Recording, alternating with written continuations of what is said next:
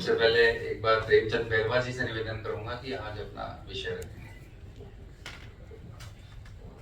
आज माननीय मुख्यमंत्री श्री भजनलाल शर्मा जी की अध्यक्षता में मंत्रिमंडल की बैठक आयोजित की गई, जिसमें प्रदेश के सभी नगरीय क्षेत्रों में सुव्यवस्थित सीवरेज सिस्टम बनाने के लिए सीवरेज एवं अपशिष्ट जल नीति 2016 में संशोधन, राजस्थान कर्मचारी चयन बोर्ड के नए सेवा नियमों में अनुमोदन, विभिन्न विभागों में कार्यरत कार्मिकों को पदोन्नतियों का लाभ देने एवं रिक्त पद भरने के लिए सेवा नियमों में संशोधन सहित कई महत्वपूर्ण फैसले लिए गए हैं।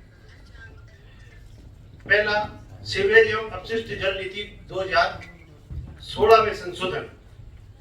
प्रदूषित जल से होने वाले पर्यावरण प्रदूषण और स्वास्थ्य संबंधी दुष्प्रभावों से बचाव के लिए प्रदेश में सीवरेज एवं अपशिष्ट जल नीति 2016 लागू की गई थी। तब से अब तक अपशिष्ट जल प्रबंधन क्षेत्र में तकनीकी बदलाव एवं नवाचारों को ध्यान में रखते हुए पुराने सीवरेज नेटवर्क के कारण सामने आ रही समस्याओं को देखते हुए इस नीति में संशोधन की महसूस किया गया। राज्य सरकार की मंशा है कि वर्षा के अलावा कोई भी पानी नाली अथवा सड़कों पर नहीं बहे। इन सभी बातों को ध्यान में रखते हुए राज्य सीवरेज एवं अपशिष्ट जल नीति 2016 का संशोधन प्रारूप रुड़सिको द्वारा गठित समिति ने विभिन्न विभागों से प्राप्त सुझावों को समाहित करते हुए तैयार किया गया है। आज मंत्रिमंडल की बैठक में इस संशोधन प्रारूप का अनुमोदन किया गया है। राज्य के सभी नगरीय निकायों में सीवरेज व्यवस्था स्थापित कर उसके प्रभावी उपयोग एवं सर्कुलर इकोनॉमी के सिद्धांत पर कार्य करते हुए सीवरेज संशोधन उपरांत प्राप्त जल, खाद, गैस आदि के पुनः उपयोग से पर्यावरण संरक्षण तथा जल स्वास्थ्य सुरक्षा सुनिश्चित करने के उद्देश्य से यह संशोधन नीति तैयार की गई है। इसके तहत उपचारित जल का कृषि, औद्योगिक, नगरीय एवं प्रयोजनों में पुनः उपयोग, इसका उपयोग करते हुए ऊर्जा एवं अन्य संसाधनों की प्राप्ति तथा दीर्घकालीन संधारण पर विशेष बल दिया गया है।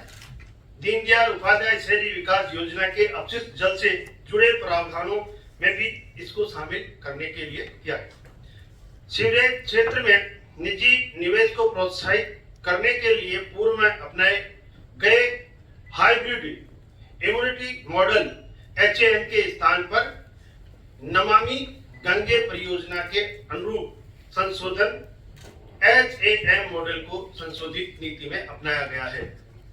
इसमें कुल परियोजना लागत की 40% कार्य समाप्ति एवं शेष 60% राशि संचालन संधारण OMD समयावधि में समाहित किस्तों में प्राइवेट पार्टनर को दी जाएगी।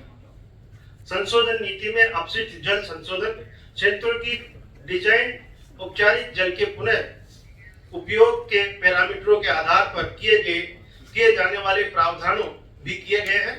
जिला कलेक्टर की अध्यक्षता में गठित समिति को शोधित जल के उपयोग को बढ़ावा देने हेतु दरों में रियायती देने का अधिकार भी किया जाएगा।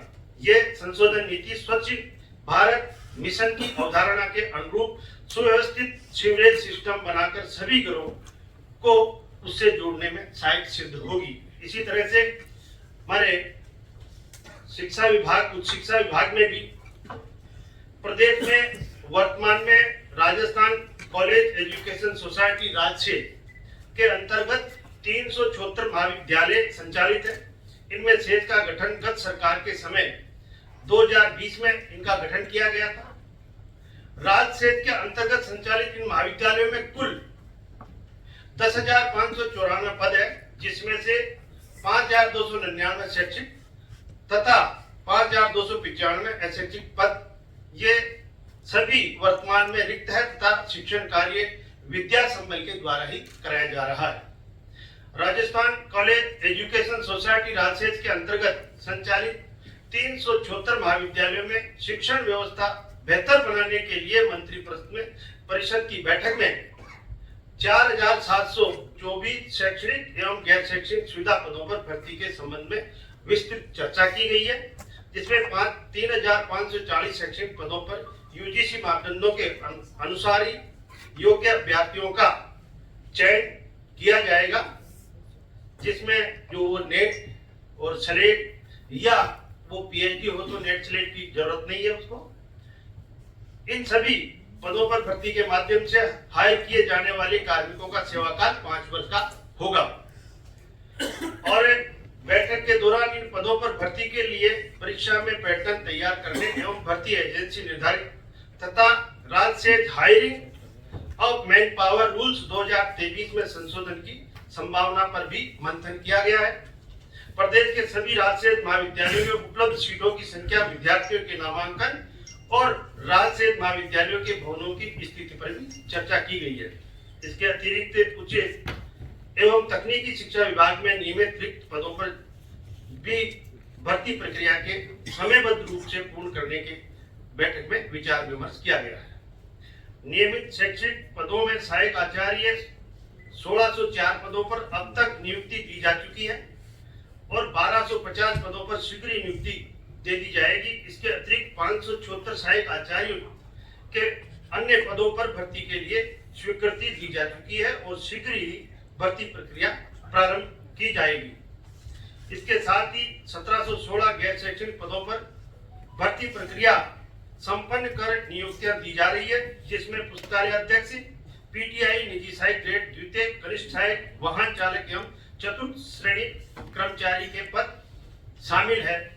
तो जिस तरह से हमारे को कठिनाई आ रही थी कि हम हमारे रेगुलर कॉलेजों में जितने भी हमारे प्राचार्य है, सहायक प्राचार्य है, असिस्टेंट प्रोफेसर, उनको हम उन राज्य की कॉलेजों में हम नियुक्त नहीं कर सकते थे और उनको हम उन कॉलेजों में हम राज्य के माध्यम से, विद्या संबल के माध्यम से लेते थे।